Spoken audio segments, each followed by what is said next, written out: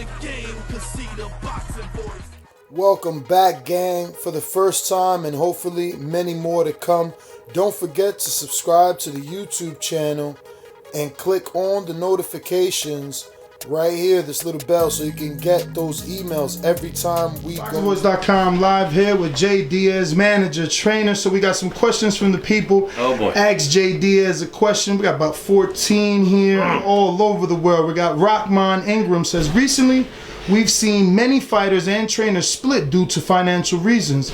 I guess when fighters get a certain status, they don't want to pay percentages anymore.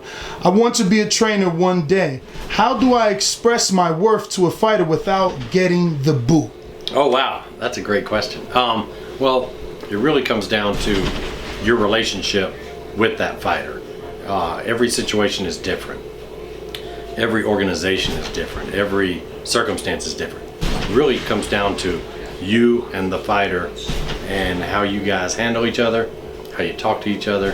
Hopefully you have the type of relationship where you talk about everything and you don't have to tiptoe around it. You say, hey, let's talk about this. And you do. As long as there's open communication, it really shouldn't be a problem. Me and Deontay have been together 15 years. Wow. You know, very rare for a coach and a trainer and a fighter. So that's where we are, 15 years. And that doesn't happen if you can't talk to each other. Joaquim Crespo from Florida. Trainers can train a lot longer than fighters can fight. What's your plans for life after Deontay Wilder? Do you have any up-and-coming fighters? Mostly, I just trained Deontay Wilder. I have helped with some other guys, you know, and especially as an advisor. That's really where you're not really taking the banging on your elbows and your hands. I have really bad elbows, bad hip.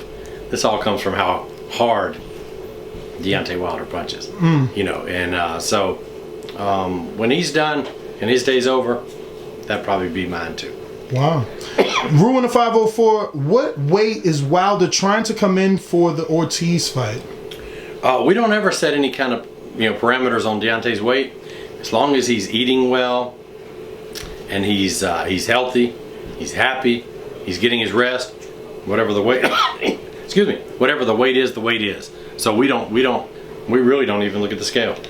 T Plums, do you think this second go around with Ortiz will be easier or more difficult than the first time? Well, the first time, there's no, you know, I mean, easier is not in the cards. Ortiz, he's a great fighter. We got to be ready for him. So we're looking for the best Ortiz. Whatever he brings, Deontay will have the answer for him. Jordan Baker in Fort Myers, Florida. What is the main thing you would like to add to Wilder's arsenal? He has a complete arsenal, but people don't really know it. So I think the more he fights, the more things can be brought to light.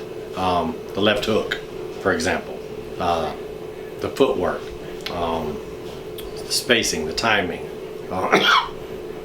All these things come into play, and I think it's one of those things where he's got it, but you know, he knocks people out, and people don't realize how much is in his arsenal. So hopefully the world will see all the things that I see in the gym. Tracy Ravenator, do you think that body punching will be more pivotal this fight?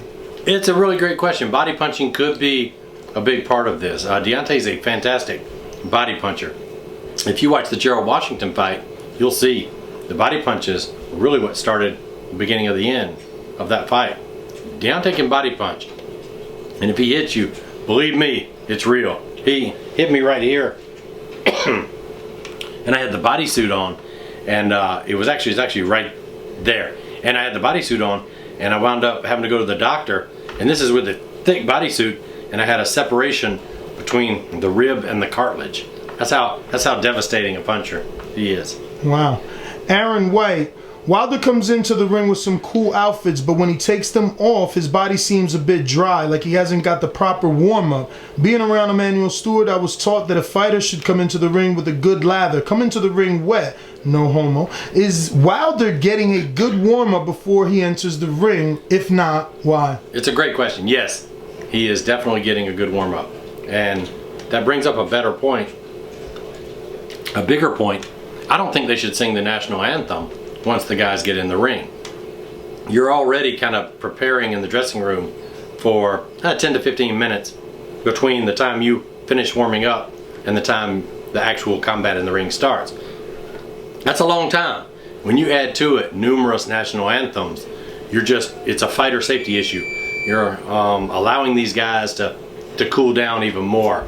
So it's a thing where I think they should do the national anthem, but they could do it before the guys walk. They could do it at the beginning of the show. I just don't think that's the time for it. And especially for the fans, if you're sitting there and you watch, and like on Dazn the other night, I heard that thing went in the East Coast into like 1 o'clock in the morning. Mm-hmm. The guys get to the ring, and everybody's just like, please let these guys actually fight. I heard more complaints about that. And then what do? They start singing national anthems. So it's something that could have been done during all the wait time. All right. Dominic in Seattle, Washington says, who do you think wins, Andy or Anthony Joshua? It's a great fight. It's a great fight. To me, it comes down to who handles, what's the best way to say it? Who handles their situation best. Joshua's coming off defeat for the first time. So how does he handle that? Is he prepared? Is he mentally tough enough? Does he still have doubt? Ruiz, he's handling major success for the first time on an international level. How does he handle all the people coming at you? They want this, they want that. They want to help you. They want money. They want to give you stuff. They want to take stuff. It's a lot. Handling success, handling loss, both of them have to be handled. So who does the best job wins the fight. All right. We got 7. Would we ever see Wilder use the piston jab to the body, Floyd Mayweather style? I guess a stab jab. Yeah, that's probably not advisable for a guy as tall. When you do it with Deontay's height, you would have to get kind of down and do it from the right angle. What you wouldn't want to do is stay tall and jab at an angle like that. And so that could be problematic. Sometimes a double jab can be problematic for a tall guy, because if you're taking too big of steps, you're stepping, and you can be caught over the top, which happens to a lot of guys that take too big of steps. So we encourage small steps for tall guys, and punching downward to the body, it had to be the right situation. Canna, how did you score the first Wilder Ortiz 1 prior to the stoppage? I didn't. Okay. I was working the corner, so I get an intuitive feel for where the scoring is. I thought we were fine. I thought we were coming on. Sometimes it's not always about winning rounds. In other words, if you're trying to get yourself in the correct position, and maybe footwork wise or distance wise or spacing, and maybe you're down 2 rounds to 1 or 3 rounds to 2 or something like that, that's okay if you're making progress with what you're trying to do to set up huge punches later. So I never worry about it. What are your thoughts on Andy slimming down and AJ slimming down? Who do you think is gonna be able to carry the power? Well, I think the thing about it is, Andy cannot let the scale dictate how he feels about himself. If all the people on the internet are in his head, not good. As long as he's working out hard and he's eating whatever he weighs, he should not be thinking about what his weight is. As far as Joshua, he may feel the need that maybe dropping a little weight makes him quicker. Same thing. As long as he's working out, eating, it's fine. If Joshua loses this rematch, does he retire? It's a good question. Who can say? It really depends on how the fight goes. What if it's exactly like the first one? I think he's got a lot of fight in him and a lot of big fights in him. Heavyweights can always recycle. Look at Chisora.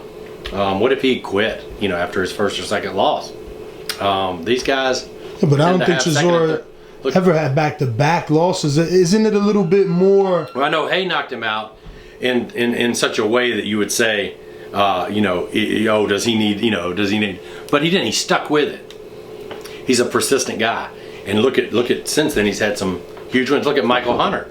Michael Hunter lost to Usyk. No shame in that. And look since then at how many great wins Michael Hunter. Look at Gerald Washington. Oh, he got 2 or 3 losses in a row. He needs to give it up. Just had the biggest win of his career over Hellenius. So I wouldn't, unless he feels he's done. But you don't think it's something different mentally, morally to the man when you lose twice to the same man? It really depends on the guy and the situation. It might just be a stylistic nightmare. Look at Muhammad Ali and Ken Norton. Ali beat him 2 out of 3, but a lot of people think that could have gone the other way. Norton was just a stylistic nightmare for Ali. So I wouldn't tell Ali to retire after those, Jay, man, love the optimism. All right, let's see what happens in Saudi Arabia. I'm going to go ahead and let you get to work. Thank you so much for the time. If you enjoyed the video, feel free to hit the like, subscribe, and share. As always, if you want to support us to the next level, head over to the patreon.com/ThaBoxingVoice. We have tons of exclusive from Border Wars, entitled betting shows. The list goes on and on and on. But in addition to that, if you guys have questions for fighters, trainers, and promoters, this is where you can submit them. We will run out, get these questions answered, and put it back on the show just for you guys. Appreciate it. Peace.